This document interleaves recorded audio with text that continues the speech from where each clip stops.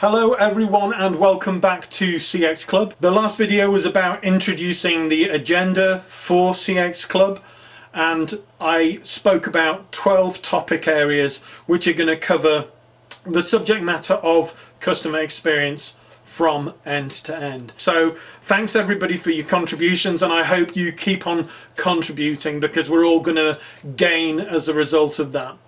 So of those 12 topic areas, the first one I introduced was CX principles. Now initially I put forward 6 principles that I want to discuss. These principles underpin the whole of the subject matter of customer experience. They're the underlying truths that apply to everything customer experience related. But as a result of your inputs, this list has now gone from 6 to 11 different items. So thank you very much for your contributions. Let's keep it going. That being said, on to the first topic of CX principles. Let's go.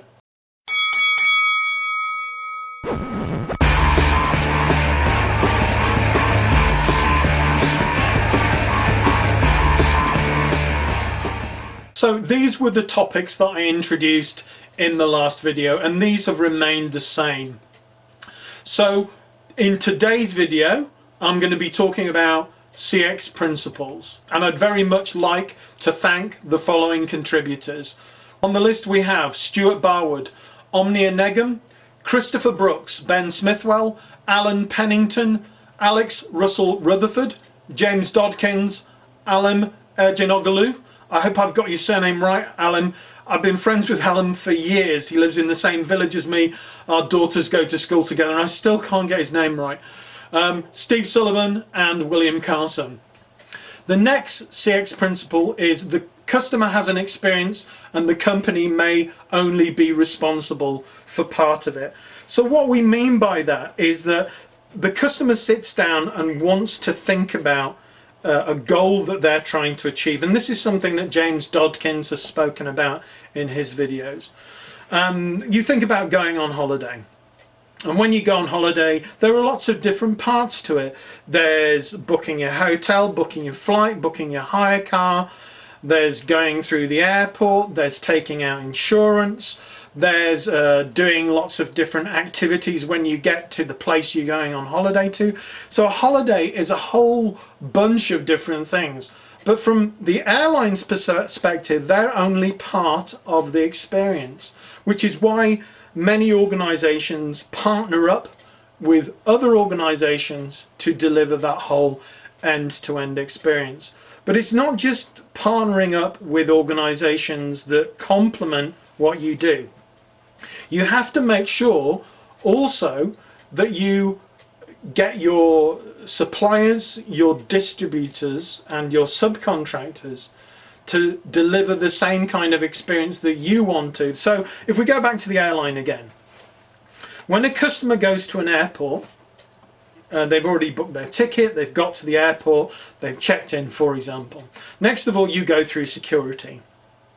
And then at the other end, you go through border control, customs and immigration.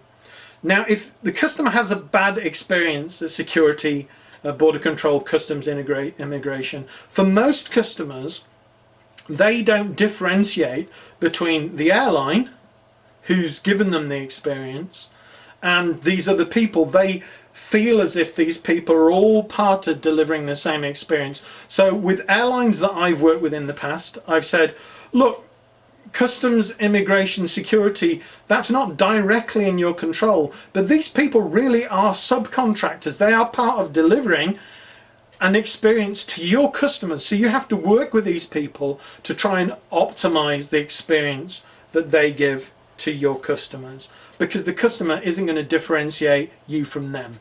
So it's your responsibility to try and improve that part of the experience. Next of all, you can't help to deliver a great customer experience if your people are getting a bad employee experience. This is something that I've spoken about for years. People and culture, employee experience is inextricably linked to customer experience, and this is something that Alim, whose surname I couldn't get right before, has spoken about as well. There's no way that you can pull these two things apart. And if we look at the service profit chain, we see if we deliver a great employee experience, our employees will deliver a great customer experience, and if they deliver a great customer experience, the organization makes more profit. So if you're going to take customer experience seriously, then of course you need to be looking at employee experience as part of that. Next of all, the ownership of customer experience. Who owns customer experience? Now, I once was doing a workshop with a well-known British, well, it's a European car manufacturer, but I was working with their UK office, and it was the financial services arm of the UK office of a European car manufacturer. And they wanted me to chair this particular session, and the topic of the session is who owns customer experience. Now, I didn't challenge anybody at the beginning, I just let the session flow. And there were lots of different people from lots of different functions of the organization. And it started by sales saying, well, we make the first contact with the customer, so therefore we own the experience. And then customer service said, yeah, but we deal with the customer most, so we own the experience. And then marketing say, yeah, but we control the communications and the branding, and they think about the brand before they think about anything else, and therefore we own the experience of the customer. And everybody started arguing, and I let this carry on for a couple of minutes, and then I said, stop. And I asked the question, I said, if we went to the customer and we asked them, who owns your experience, what do you think the customer would say? And everybody stayed quiet. And somebody, after about 30 seconds at the back of the room, one of the sales guys said, well, they'll tell you to bugger off. Actually, he said something a lot stronger than that, but it's not repeatable. And I laughed and I said, you're absolutely right. The customer owns their experience, okay? Their experience is with your brand. Now, the marketing team then came and said, well, if the experience is with the brand, then we own the relationship. And I said, what is a brand? And we went back to the point that a brand is fundamentally the reputation of the organization. And I said, okay, who within your organization is responsible for your reputation? And everybody said, we all are. And I said, there you go.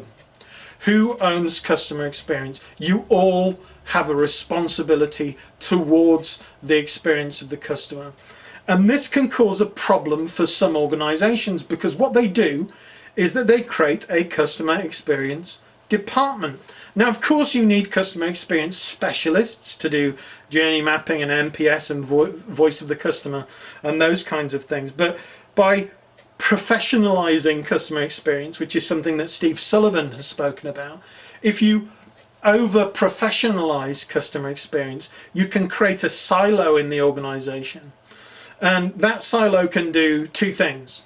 First of all, it can start to become elitist about what customer experience is within the business. And you don't want that, because everybody in the organization helps deliver towards the product, service and channel experience of the customer. And secondly, if you put customer experience in a department, there is a danger that the other functions of the business say, well, they look after customer experience, so we don't have to worry about that particular area. And that's a dangerous thing to do, because everybody contributes towards customer experience. All of your people are part of delivering customer experience. And then finally, the connection between customer experience and profit. I've spoken about the service profit chain. You deliver a great employee experience, they deliver a great customer experience. The customer gets a great experience, they come back and they spend their money with you. And if you get it right, they're less price sensitive, so you have the potential of making more profit.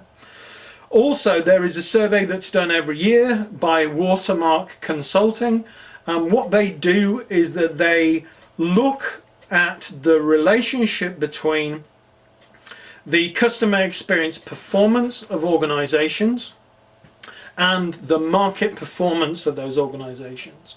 And those organizations that have a positive NPS score and are doing really well in the eyes of their customers typically have a better financial performance, and those that underperform from a customer service NPS perspective also have a poor financial performance as well. So there is a direct correlation between customer experience and between financial performance.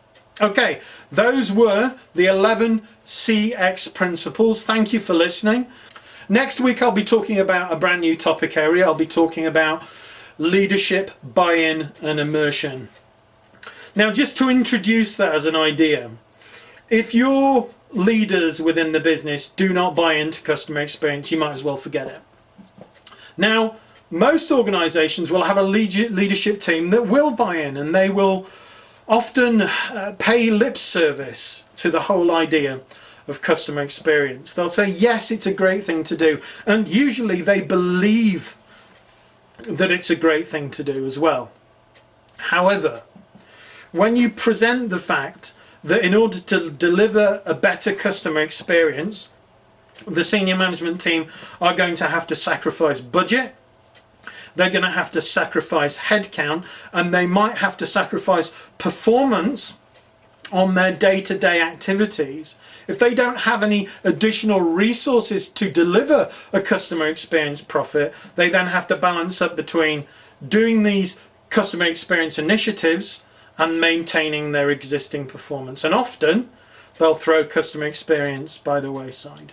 So there has to be a way of getting leaders to buy in properly. And we talk about the whole idea of leadership immersion. How do we immerse those leaders into the customer experience so that they get to the point where they go, you know what, we have to do something about this.